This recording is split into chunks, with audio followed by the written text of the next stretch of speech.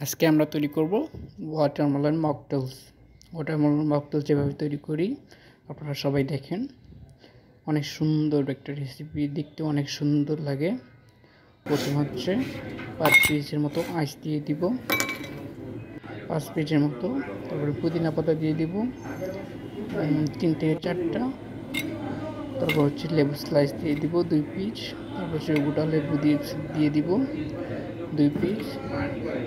2 piece লেবু দেওয়ার পর একটু বিট সল্ট দিয়ে দিব। বিট সল্ট দেওয়ার পর মজিতোমেন সিরাপ দিব একটু। মজিতোমেন সিরাপ দেওয়ার পর হচ্ছে সোডা দিব। সোডা 200 ml মতো সোডা দিব। সোডা ওয়াটার 200 ml মতো দিব। দেওয়ার পর হচ্ছে দেখেন কত সুন্দর লাগতেছে সোডা ওয়াটার দেওয়ার পর। এরপর হচ্ছে আমরা ওয়াটারমেলন হচ্ছে সিরাপ দিব 30 ml মতো। উপরে ওয়াটারমেলন সিরাপ দিব 30 ml মতো। 30 ml মতো সিরাপ দেওয়ার পর আমাদের হচ্ছে রেসিপিটা হয়ে গেছে। একটু লেমন জুস দিব 15 ml মতো।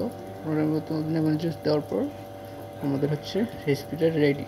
আর আমাদের ভিডিওগুলো যদি ভালো লাগে আপনারাও বাসায় ট্রাই করতে পারেন। অবশ্যই সাবস্ক্রাইব, ফলো এবং হচ্ছে লাইক, কমেন্ট করে অবশ্যই জানাবেন। শেয়ার করুন ভিডিও ভালো করে।